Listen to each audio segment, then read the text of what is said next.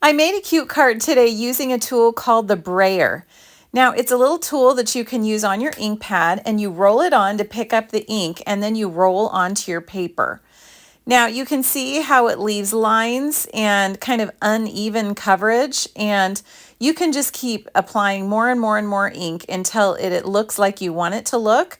But I was looking for like an impressionistic look today, so I loved the fact that it was all kind of blotchy and a little bit weird. So you can see that I'm doing kind of an ombre effect using 3 different stamp pads.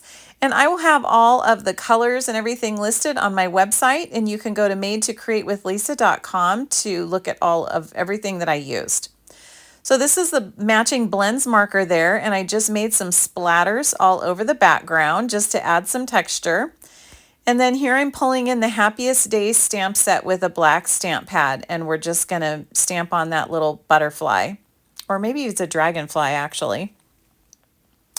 And then I'm just going to layer it onto the card. It's just a really simple card layout, but that ombre technique with a brayer is a really fun one.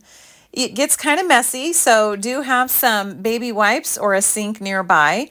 And then after you're done, you can just rinse the brayer off in the sink and all of the ink comes off. And then make sure it's dry again before you use it. Look how cute that looks. I love these colors together. So I hope you like this card. Like I said, hop over to my website and I'll have everything listed on there for you. Have a wonderful sunny summer day today, and I will talk to you again soon.